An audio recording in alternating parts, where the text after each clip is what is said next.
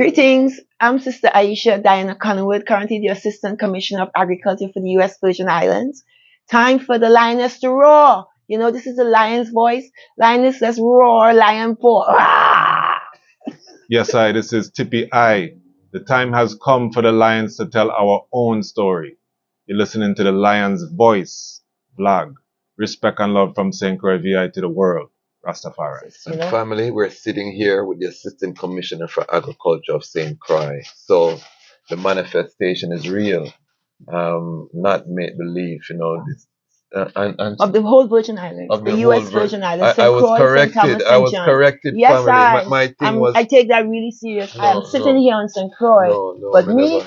They hired me, as the Assistant Commissioner of Agriculture for the United States Virgin Islands, which includes St. Croix, St. Thomas, and St. John. And in everything I do, I really think about the entire territory and represent all the people within the Virgin Islands. That's really critically important, guys. Mighty. And we have to get back to the point where Rastafari commune more.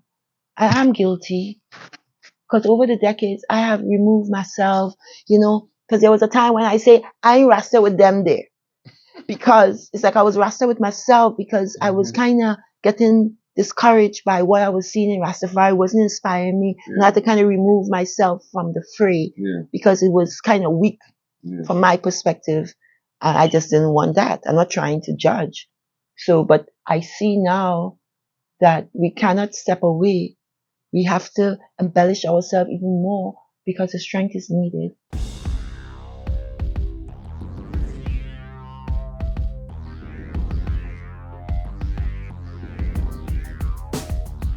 Well, lion voice, tell them that's the people first choice. Lion voice, make the lioness them feel nice. Lion voice, with the lion cubs we sacrifice. Lion voice, got to show the people them the life. Lion voice.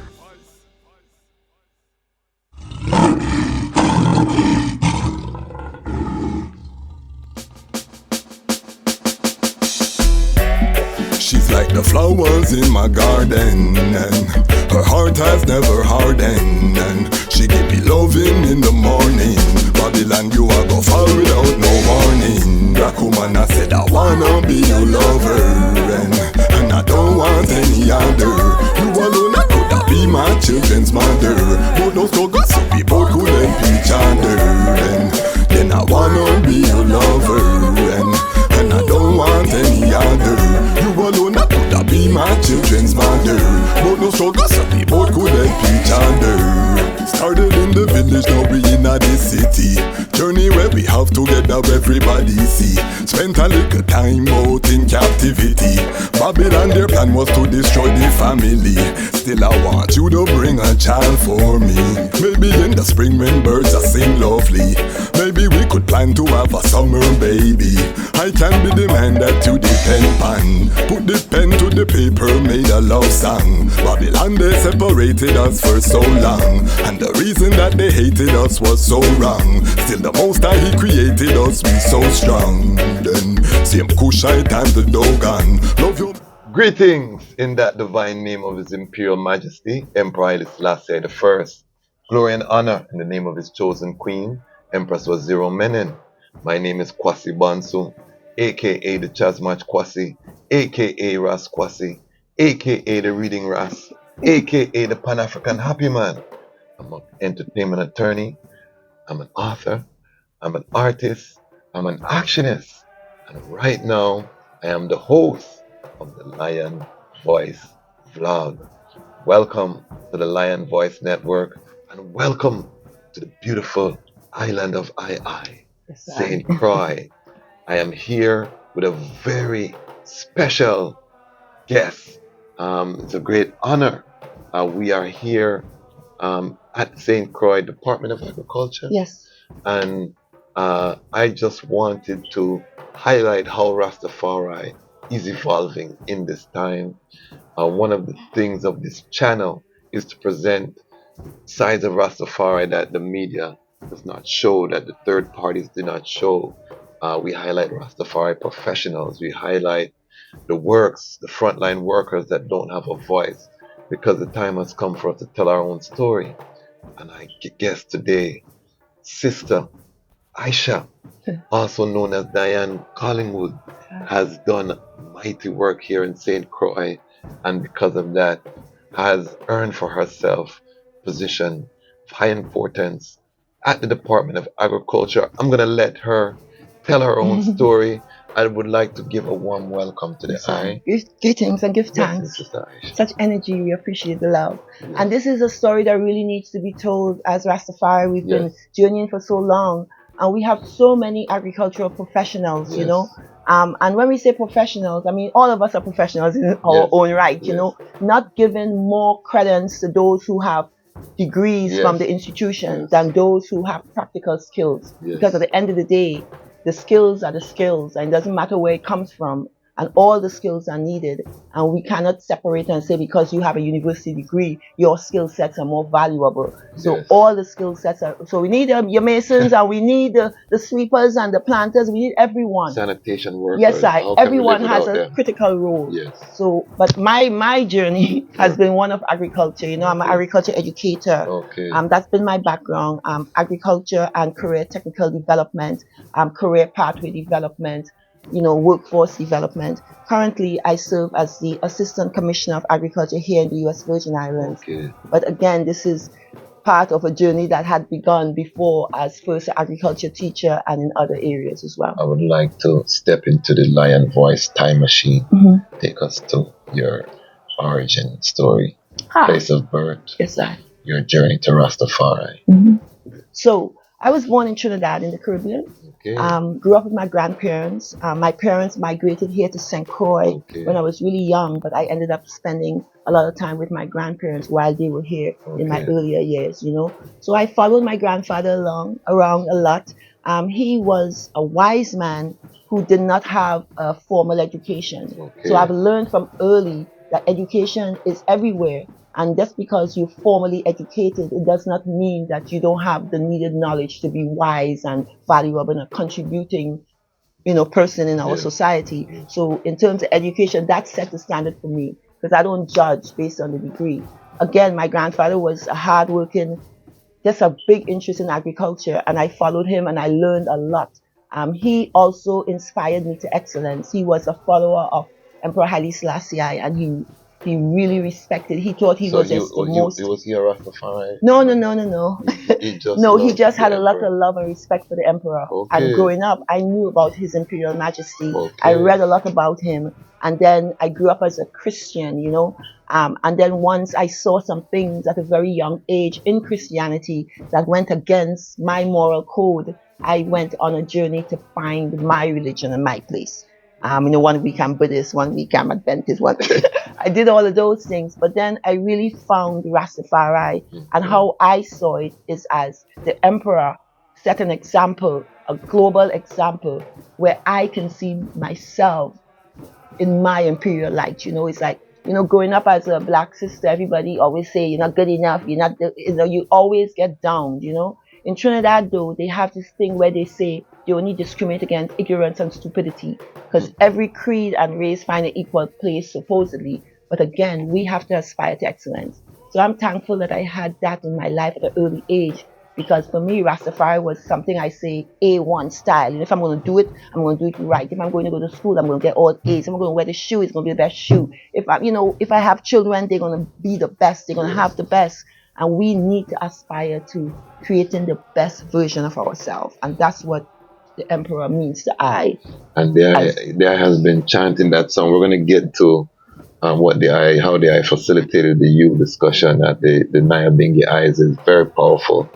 However, how old were you when you put on your covenant? You know, Christian girl, were you perming your hair before? No. I was always natural. I used to be a tomboy. So I had a short. Tell you the truth, a bucket of oil paint fell on my head. I was listening to my grandparents. I stood below the ladder. They were painting the house for Christmas, and it's green paint fell on my head the day before Christmas. So I had to, I had a haircut, and I liked it, and I just kept it short. So then for Rastafari, I was lucky to meet Ras Sekou. When I was a young girl going to school in Trinidad, I had this big scholarship to go to like a top school in Trinidad, and I had to travel from the country to the city 16 miles every day, a long journey. And during that journey, I met a lot of ones along the way, and one of the persons I met was Ras Tafari.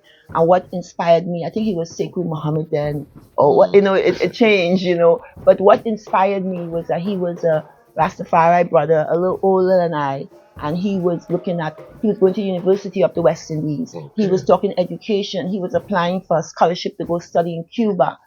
So I saw as a Rastafari the vision where I can still do the education piece and the excellence piece. Yes, and that wasn't what was being promoted as Rastafari. It was like a downtrodden, fireborn Babylon, strictly basic stuff. But then the imperial majesty, he was a contradiction to all I was seeing around me. And I chose to embellish in the excellence in agriculture, in Rastafari from that perspective. Okay, so I'm going to say that I look like a very young sister. So let's give some timelines so that we give some context. Because people may think that guy is a millennial. he got you. No, it's funny. No, but give some. When was this? When you were first putting on your covenant? What year? This was in 1977. 77. Yeah, and I was really, really young.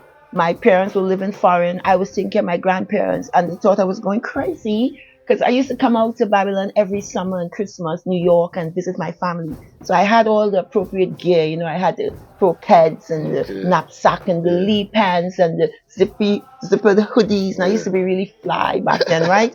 And then what I did is that one Friday, I had made plans that week. So the plan was during the week, I was going to sell all my garments, and I had a seamstress made me strictly cultural wear, head to toe wrap. So I went from going to the market last Saturday with jeans and a knapsack and a red and white shirt to strictly African grab with my head wrap and long dress and sandals and the whole thing. And my grandparents thought I was going crazy. They thought I was going crazy. So family, and the Lion Pride knows what I'm talking about. Just to give some context, I was born in 1977. So she's not a millennial. So don't try to find our DMs and jump in the Ayata DM about Red Tete. Yes, that's all Rastafari. This is a mature Rastafari sister who has a journey, and we give thanks for sharing. So, so that I know, put on your covenant. The family is rebelling. What was the next move? Were you were in university? No, I was at the school, high school. Still in high school? Yeah, yes. I was just. Don't want to tell you your age, but I wasn't. I wasn't even a teenager yet when I first put on my dress. I was just getting into my first teenage years. So obviously my parents were. My mom is a nurse and my dad works at the oil refinery. So they came swooping down to the island and they grabbed me up and they cut my hair and they brought me to St. Croix to live permanently. I went to school here in the 10th grade to the Seventh-day Adventist school here, and it was odd. Where I lived was in Mumbiju in Frangipani in the park. And in that park was strictly Rasta vibes. So they were strictly Rastafari, even more Rastafari. I had older sisters who were trying Rastafari. Everything was there, So I went to the Seventh-day Adventist school, but the damage was already done. I was a Rasta woman, true and true.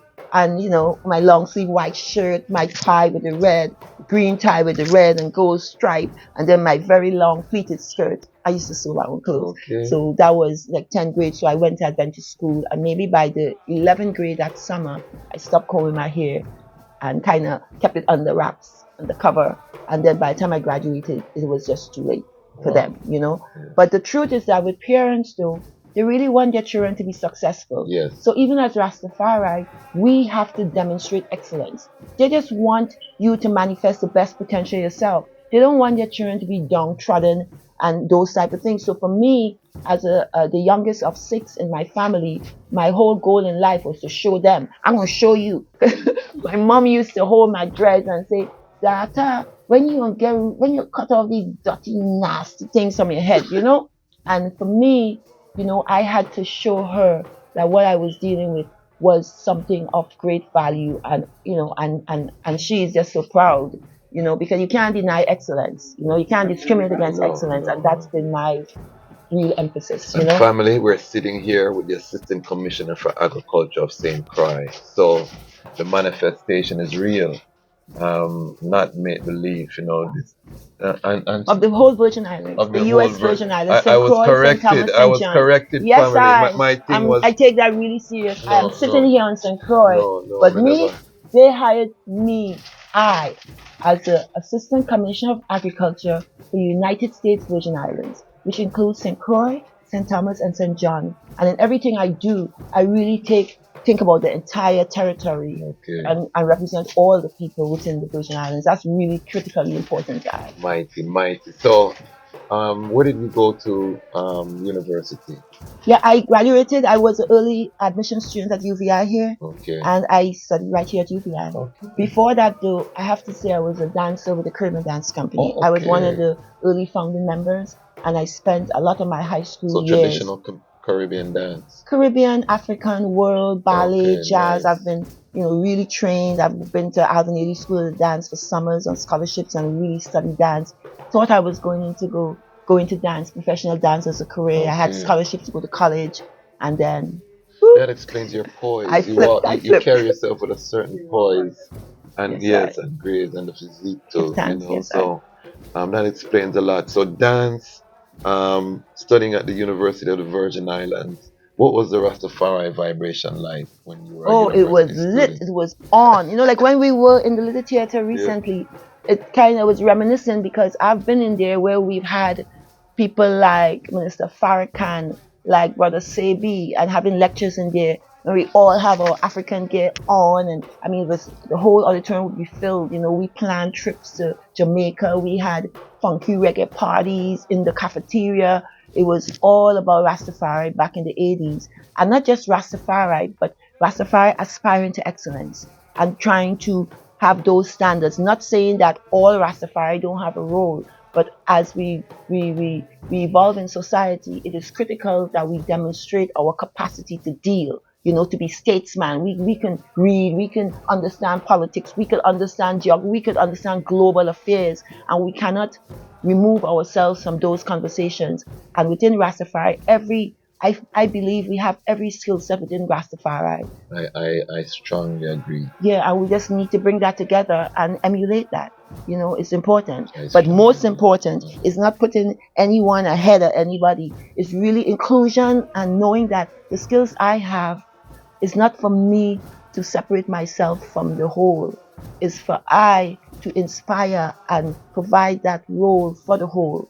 Because everybody can't do everything and everybody has a role to play. So I just want to put that out there is a sense of empowerment, not for me to build my ego and I can be better than the rest. It's really that I and I all need these skills. Yes. And this skill set that I dedicate my journey to building skills for the betterment of Rastafari in general. Because we talk about repatriation back when I was young, and we used to joke, and not joke, we used to be serious. I used to be serious. We gonna get all the skills and we gonna walk. We gonna walk to Ethiopia, ready to be ready to do everything. We don't have all the skills within us, and that's what we need to do. We need to skill up, I like that. Skill up. I call it the global Rastafari ecosystem. Yes, I. So in an ecosystem, everything have to balance. It's not that the soil is better than the tree. Yes, I. They both need each other. They Yes. both have their lane. The fungus have his lane. Even the feces has a critical role to play. They have The the feces. smelliest, most. Yes, exactly. It's still critical. It's thing. It's value. It but literally do yes, what I. still have But a it's role. critical role. So everything, everyone have their lane, and I love the eye perspective. I really love the passion that the eye bring in your utterances. What was your journey after university? As what degree did you graduate with, and then postgraduate? Was there any postgraduate work? So I got my degree here at the university Yes. in agriculture. I was actually the first female to graduate with a degree in agriculture from the Wow. university, and they gave me a chance to teach. And why agriculture? Oh. We didn't address. Yes, you Yes. had your grandfather Yeah. put the seed, but why now you're growing in Rastafari? You are a young dancer. Why agriculture? Because I used to say, when things get rough in the world, nobody want to come see me asking myself dance. Because I could always dance. I can still dance, and I can teach dance. That's something that's in me. But Don't challenge me, no. Too, don't bother with it. Don't worry. We can do this together. But I think I'll get the best of you somehow if I'm up to it. If I'm in the mood. I know how to keep it down, but I can dance when I want to. But seriously, but no, my brother too, my bigger brother, my older Yes. brother, he's a Rastafari too. Yes. He was the first person to graduate from UVI in agriculture. Okay. And then I started to look at agriculture differently. I didn't really want to go into dance. It just made sense. Yes. Things get rough in the world. I'm gonna feed the world, Yes. and that's critical and necessary. And it's like one of the most basic things. And I love that about it. Yes. But people mistake the fact that it seems basic, but it requires every high level discipline, the Yes. chemistry, the science, biotechnology, the physics, everything, the technology, everything is agriculture, Yes. nanotechnology, robotics, drone technology, Yes. think about it, all the pharmacology, the even the fashion design and those things, because when you think about it, it's so varied. There's a role in agriculture for everybody, any skill level, any interest and opportunities to excel as well.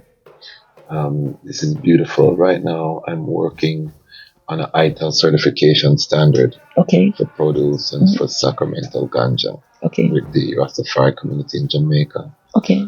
And I'm really thinking that we're going to have to include AI in some of these deliberations. We're working with people like Bongo Wisely, Ras Zola. I don't know if you're familiar with Ras Zola. Yes, I've been on a lot of the global platforms and I've been impressed. I think since the pandemic occurred, it forced I to actually commune on a different level, something we won't do it because there's no way I was going to get to Ireland or Sweden or anything to meet the Rastafari over there. But when we sat down on Zoom during the pandemic and even now, you have an opportunity to meet and interact with ones and ones. And that is really, really valuable, powerful and inspiring. And so we're bringing together the agriculturalists in terms of creating an ITAL certification standard that can be rolled out in the throughout the Caribbean with a trademark, a training regime, an inspection regime, something similar to what the kosher and halal system. We look at that as being a game changer in terms of distinguishing ourselves in the marketplace, both for the raw produce and for finished goods. Right. So just as you're talking, all of these things, the joy of Kadamawi Haile Selassie is coming to eye because I'm seeing His Majesty has done a wonderful thing, giving the agriculture degree. And then what was that was the BA in agriculture? No, that was just an associate in agriculture. Associate in agriculture, and then what was the next step? I taught agriculture. Then he taught, he became local middle school teacher. Yeah. Okay. And then during that time, I also was a mother. Several times, and I How many children? I'm a mother of 5, a proud mother of 5. I think that's the best. My best education is in raising my children, from my perspective, in the light, in the Rastafari light, and still doing it at an excellent level. Allowing for travel and excursions, and I think even as Rastafari, we don't do enough to expose our youth to the environment. We say the thing, we talk about it, but we don't actually do it. And it makes a difference in terms of the mindset, of the children, and especially when you take them abroad, it helps them to value and appreciate what we have, especially within the tropical region. Yes. I think when people hear, they take it for granted because everything we have is what they want. That is correct. And we take it for granted and we don't maximize the use. And we put it down there like it's nothing. And they pick it up and they dust it off and then bam! It's like magic, and then they sell it to us for plenty of money, and we buy it too. Myself and my travel partner, Mama Olete, we've been trying to soak up as much of the tropical food and sunshine and everything because we know we're going forward into a cold time in the north. So I understand what they are saying. So as a teacher, what was your next step in terms of the development? I'm trying to track to where you are now. Obviously, it's a great achievement for Rastafari to be where the eye is, but I want to, for our young listeners, to see the trajectory and that life doesn't always just go straight. No, it never does. And again, while I'm teaching, I'm having children, I'm going to school part-time, I'm building capacity, and ultimately I went back to school. Actually, I moved to Hawaii after there was a hurricane here. I was just about to have a baby, my 3rd son, and the hospital was destroyed, the school was destroyed, I was about to be on maternity leave, and I always wanted to go to Hawaii. So why not? you know. So that's what I did. I kind of didn't tell the truth, and I said I was 6.5 months pregnant, but I was really 8.5 months pregnant, y'all. And I got to Hawaii, and my son was born here. I lived and worked there for a while, and then before returning home, I went back to school. I went to University of Florida. I used to go there part time, even from here. Okay. So I went back full time to US, and I finished my bachelor's in ag education and extension, Okay. and I went on and did a master's degree in agriculture, education, and communication with minors in educational leadership, special education, and counseling, student counseling. Okay. Yeah. So when we talk about training for the ITIL certification, that's right up your alley. Yeah, and then after that, I went on to. I was always trying to come back to the VI to my job, but that's like an impossible thing. You apply. I have my fancy letter, and I always send when we have a new, and I'm always, like I say, skill up. I've always been getting skills, and always a certification, whether it's biodiesel or anything. You would see over time that I try to get that knowledge. Not that I want to be all knowing, but so I can empower other people. Excuse me. Good afternoon, good evening. Okay, thank you. I'm having an interview now, but I'll talk to you later. Okay? Thank you, Baba. Sorry about that. No problem. Your work is important. I take my job seriously. With the Assistant Commissioner for the Virgin Islands and Agriculture family. I think the Lion Voice has made it. I think we have arrived. But I give thanks, I will continue. Yes. So I went on and got my degrees, and then I wasn't lucky enough to get back here then, but I was recruited in Miami-Dade School, so I went to Miami and I taught agriculture in Homestead, Florida, where all my students, I love them, your Homestead, Florida, but they were all certified or self-proclaimed redneck students. And I came to teach them a lesson, I feel, and to learn from them about inclusivity and loving. There's just one creator at the end of the day, and for me, my commitment to Jah is to love his creation. They have to love me too now. They're gonna hate on me, right? I will still love them, but I'll love them from a distance. Okay. How did they treat you? At first, they tried me. I was their first female teacher, their first black teacher, and I was a Rasta woman. They used to call me Miss Collingweed. And we had like 25 acres of land. We had every piece of farming equipment, from preparing the soil to harvesting beans. We had like a school truck. We had trailers. We had a secretary. We had a groundskeeper. And we had a 5-acre greenhouse. We built a tropical fruit grove. We used to do contracts with the Department of Transportation. So it was a real professional program. The students used to lease land and grow crops, and we used to have migrant workers come in and harvest the okra and have a lot of different things. The students used to have a record book, and they used to make a profit every year. And it was like a really professional program. And everybody wanted to come to agriculture, or agri-science, we used to call it, because we raised the bar. And we say agriculture, but at one time they used to dump the lowest achieving students in our class. But when you look at the curriculum for agri-science, yes, we can use the lowest achieving students, but we also need the highest achieving students, and we need that mix of all students. So my role in the school, and when I started at that school, all the enrollment was strictly rednecks, because it was a farming community, and though their parents were the ones who were into the industry. And mostly because we, from a historical perspective, we don't do agriculture because we think about slavery and migrant labor, and we're traumatized. But that's our disadvantage. We really need to engage our people into agriculture. But let's see, can you talk to? Talk this stuff. Yes. So I was saying that I lost my train of thought because my brethren called. And we're talking about that. We're talking about the school in Homestead. You raised the bar. Exactly. They were following their parents because their parents were in the industry. Yes, exactly. So I'll take it from here. Thank you. So my role in the school was to recruit, to have our program, our agriculture program, reflect the diversity in the school. Because we had, we had white students, we had a lot of Haitian students, Mexican students, Cuban students, African American students in the school population, but in agriculture, it was mostly the redneck students. So we're talking about the students again with agricultural students, right? To attract students, they want to make money. Well, everybody wants to make money. Yes, So it's if true. you ever in my agriculture class, you're going to make some money. Also, you work with the whole student. So if you're in my class, all your academics, every English, math, science, chemistry, we are working on all that. So we are looking at you as a whole student, not just your grades in agriculture alone doesn't matter to me. Your grades in your other classes are critical too. Then we do the entrepreneurship model. Then you raise animals so you can make more money from raising a steer.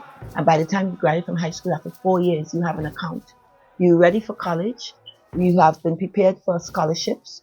You have an industrial certification. You have money in your bank account, and you know your career pathway based on your skills and interests and desires. Wow. And that's what we do for our students in the agri sciences. And you know, in the middle school, Tazadi was one of my students when I taught at Richards here in the seventh grade. Yes, when I taught at Richards. I have a whole legion of them, and it gives me a sense of pride 'cause I didn't know how to teach you. I just taught with love. So I've learned that before you can teach a child, you have to show that you love and care about the whole child. And that's when they really perform at a high level for you, when you really care about their best interests. And you say that's what you did for those redneck. Yeah, I teach them with love. They're my children. I mean, that's how I am. I love is love. After a time, They're still in touch now too. After a time, all of them wanted to be in your class. Yeah, the students will come to school and they skip class all day, so they'll be in agriculture. They will skip class. I mean, and what happened though that I changed is that some of the students wanted to do all the important job, drive the tractors, while the other one pick weeds and everything. So I actually had a wheel of responsibilities, and you have a job. You know, you might be the inventory person today. You might be driving the lawnmower today. You'll be collecting all the slips today. You won't be, whatever. But everybody, you'll be driving a tractor, but everybody has a role, and everybody gets to play the role regardless of their ability. When you say slips, what do you mean by slips? Or seedlings. Like, we had a greenhouse where we plant seedlings to put in the field and things like that. Tafari was using that terminology, but I just want to make sure everyone understands what you're talking about. So, mighty works. And I interviewed a sister in Jamaica who is part of the Coral Garden Benevolent Society, Sister Nanny. Okay. And she also has a degree in agricultural management. Wow. So I will be connecting with the island. Mm-hmm. She ran a farm in Uganda, has done a lot of work in managing farms and things like that. Yes. So this is how my brain works, connecting all of these dots. Because to what you said earlier, Rastafari, we have everything. Because why don't we have a school like what you're describing, or a program like you're describing for Rastafari? Because I didn't sit down and plan, so let's do this and let's do it. It's just a matter of doing it. It's being done. My thing is that anything in the whole world that's being done, it can be done, and we can do it. I can do it. And even if I don't have all the skills right here, one of I out there know what to do. Or somebody knows, or somebody did it before, and the skill sets exist. It's just a matter of putting it all together, We're going to build that agricultural institute because that's very powerful. And I also want to introduce you to the work we're doing. Are you familiar with Habisha? No.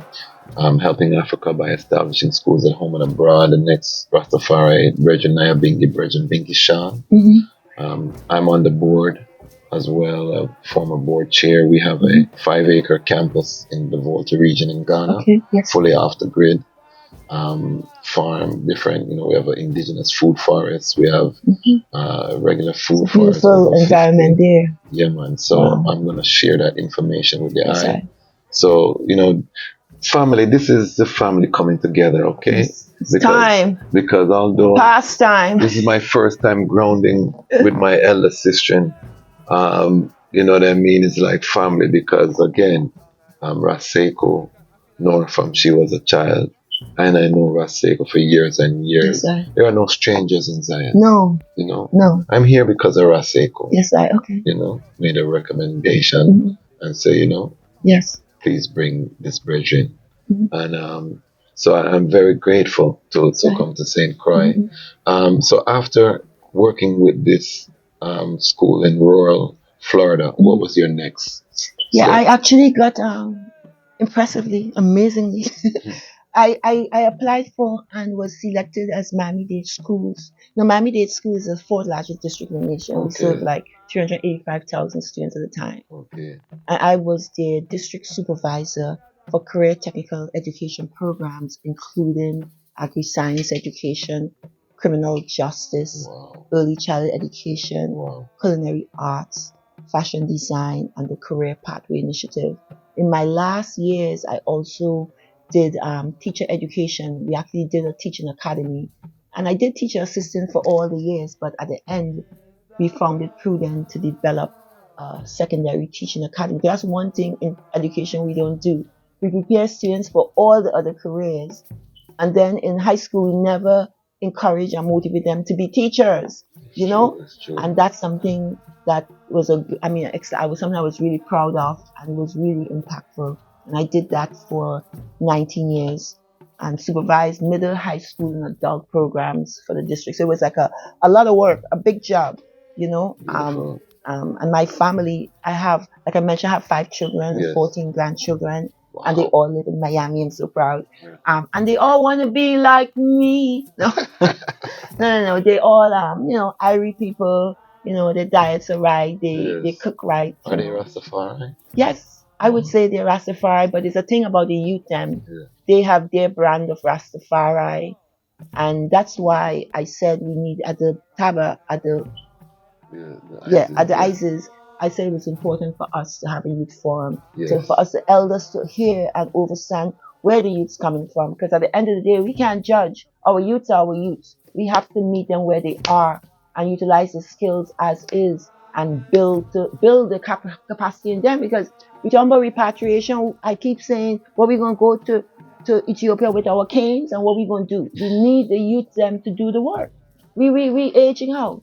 And we really need to build that next generation to do the work, and that's a serious thing. That's a serious you know. thing. So my youths them, they inspire me at this point. Give thanks. You know, and that is like all I can really ask for. Give thanks. So after, fourth largest district in the country, you're training the trainers.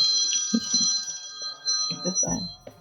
So after you Miami-Dade, where was the next step after? So I was a district supervisor. Yeah, district I supervisor. retired. I got offered the position now. Finally, somebody called. Somebody met. We had a commissioner who was appointed as commissioner, Positive Nelson. And he met someone who I knew. I was doing some consulting in St. Thomas. That's a brethren who knew of my expertise in agriculture over the years. And say, you gotta hire this person. And then I happened to be on island at the time. This is not come here often. Did a lot of work here too in education and stuff. And he interviewed me for the position, and they offered me the position. And Senator Positive is a Rastafari. Yes, Positive Nelson. He is currently now the cannabis czar. He's no longer the commissioner. He did the first 4 years. We worked together excellently. Commissioner of Agriculture. He was the commissioner of agriculture, wow. So he recruited me as the assistant commissioner. And we worked together. Yes? Yeah. Okay, so next time we'll have to come and interview Senator Positive. But so he former Senator Positive. So you interviewed for the position. Yes. And that's where you came. And then I retired from Miami-Dade School. Okay. I like to say I left my good paying job. And I returned to the VI, and I'm now the assistant commissioner of agriculture. It's really a service to the people, reality. Yes. It's something I've always been committed to. Yeah, I took a big pay cut, people. Not no joke. My dream, my idea was this, right? I'd already served like 5 years here early, and I read online where they have a 10-year retirement plan. So in my little brain, I figured I will do another 5 years, add it to my 10 years, and then those 10 years will make up for the 5 years that I didn't do in Miami-Dade, Yeah. And I tried to get as much information before I made the move. It just wasn't working. So I made the move in faith. To find out now, they're telling me I have to do 10 years in one stint to qualify for retirement here. Okay. So I'm kind of playing with the idea a bit. I'm in my 5th year now, but it's kind of difficult to work for the system for me at this point in my life. I really have a strong desire to do things on my own terms, Okay. I really, don't want to take instructions on the things that I feel I have a good handle on. Yes. And I'm ready to lead and inspire another generation on my terms. And just sitting in this seat is great, and I'm able to impact the community. But I personally see it kind of gets in the way of agriculture. That's what I say. Yeah. You know, but I am glad and proud to be able to serve the people of the territory. Thanks. And let's talk about the 93rd coronation events. You were there at the Nyabingi ISIS. You suggested, and it was implemented to have a youth forum. Talk Yes, I- about the ISIS and talk about the youth forum and just how you felt things went overall over the. But first, excuse me, you have Mrs. Visai? Good afternoon. Sorry. Okay, let me say. Okay, perfect. Thank you. Okay. So we're talking about the 93rd coronation and the youth forum. I first want to say I haven't been to a lot of these events, right? As a Rastafari, I kind of worked a lot with the mainstream to inspire them, and I haven't spent a lot of time attending bingies and things like that. One second. So I want to start by saying to Zadi Tafara, he works here. He works for our department. He was one of my former students. So he always encourages me to come out to the Taba, right? We don't call it a Taba, that's for the Bobo Shanti them, right? I mean, Okay. yeah. So, and I go out and I do things, but for this event, he kind of encouraged me to participate more. You know, he wanted me to come to UVI. He wanted me to do a presentation. I get really busy, but I love to present too. But the point, and then November 2nd is my Earth Strong, right? Okay. So, you know, he kind of caught me, and then I had Raseku staying with I at the home, so I really didn't have a choice. You know, a lot of times I'll end up staying out, you know, because where I live is like on a hill, and it's like it's not just coming out in a sense. I love it, but the point is that I participated, and it was a lovely experience.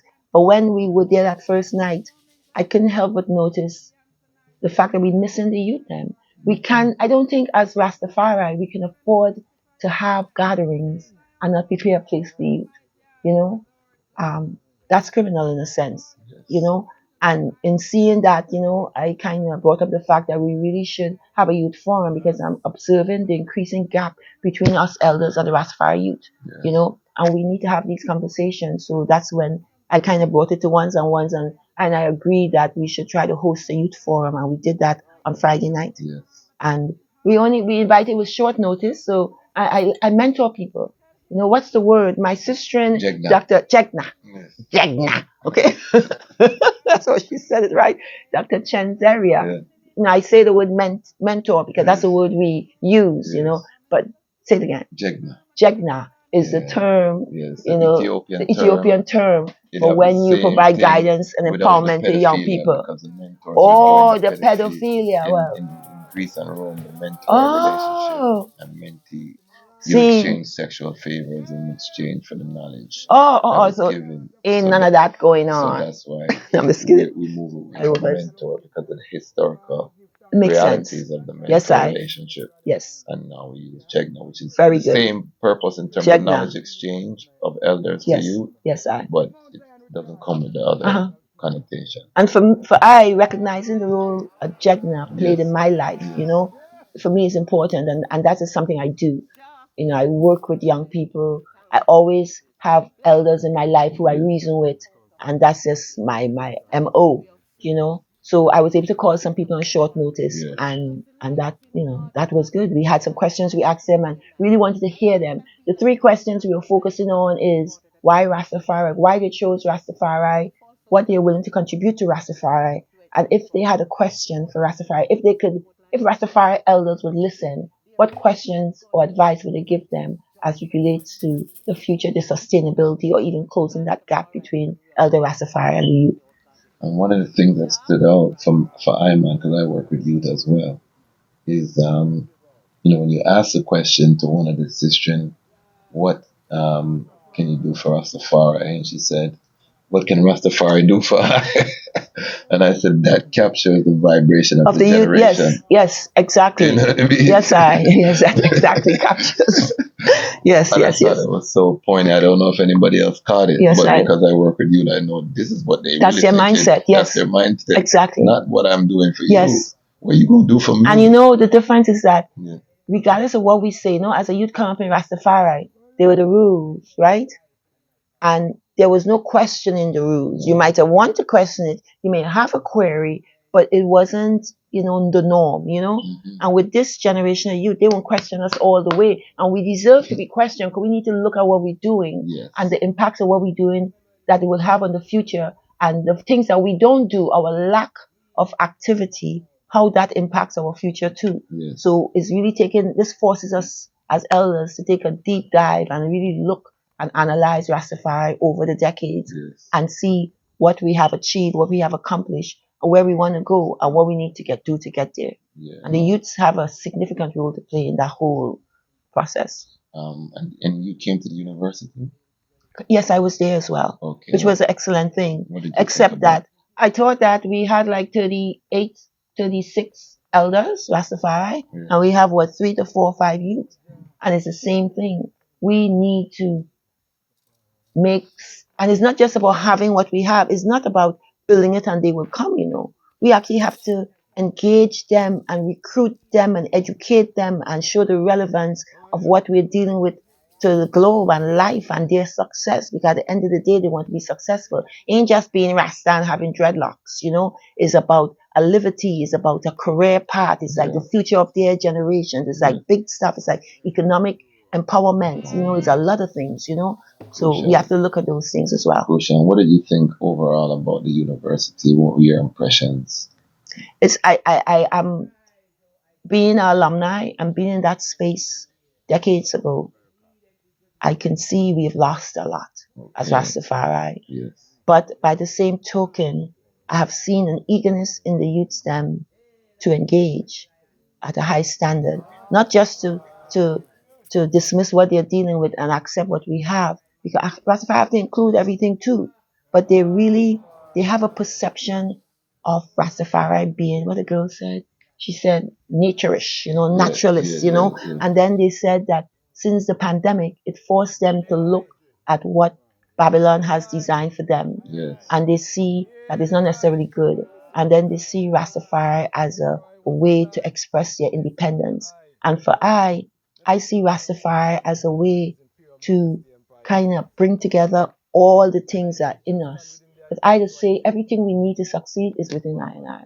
And especially in this Caribbean region that's so familiar to us within our environment.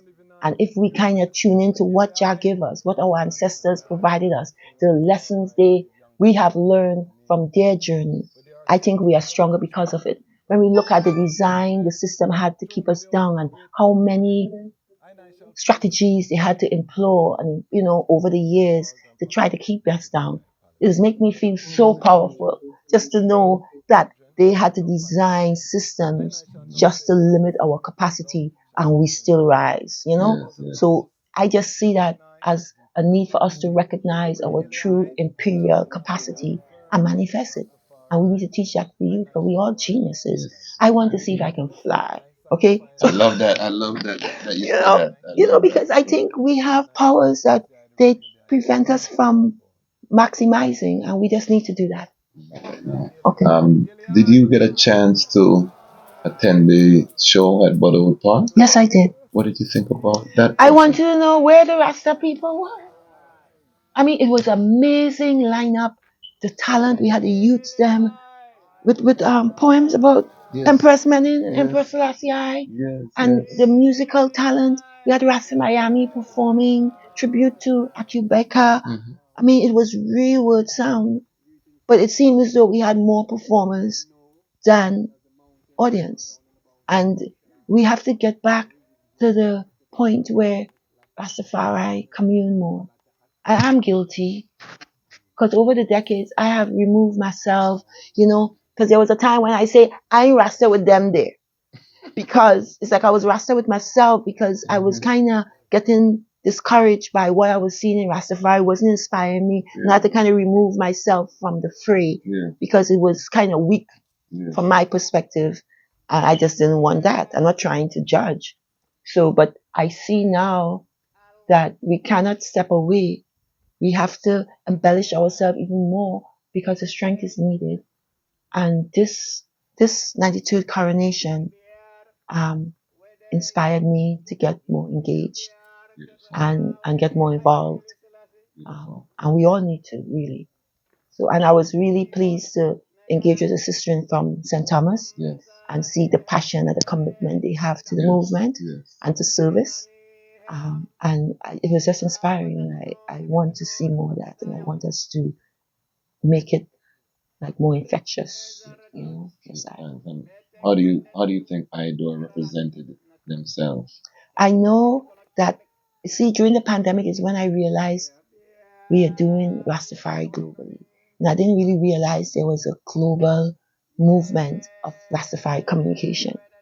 And with what IDOR doing is important. And I find locally we need to do a Rastafari study group.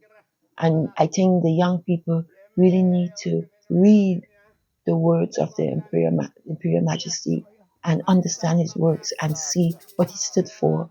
And everything is relatable to today. I know the script is already written, and we just need to follow the script.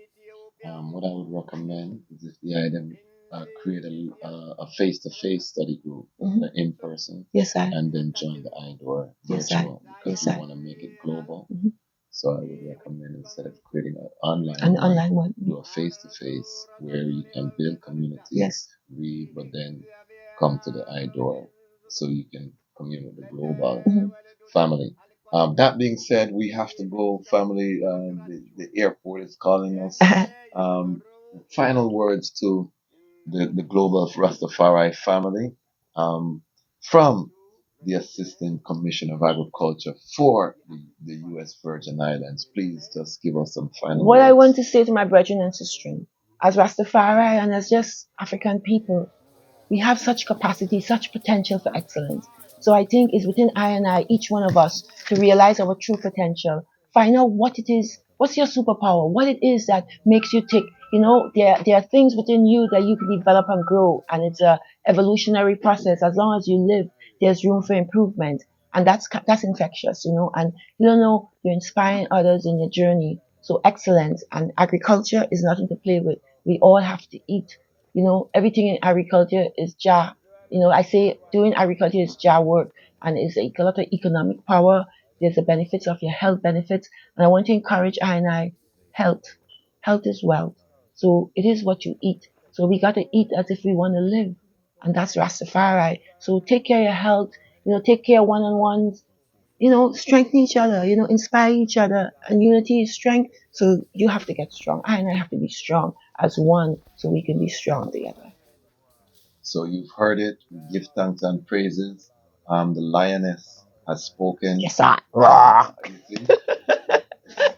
I'm sorry. The time has come for the lionesses to tell their own story. And this is the lion's voice. Yes, I.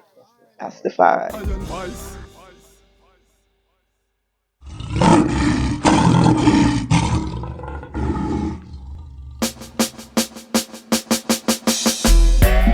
She's like the flowers in my garden, and her heart has never hardened, and she give me loving in the morning.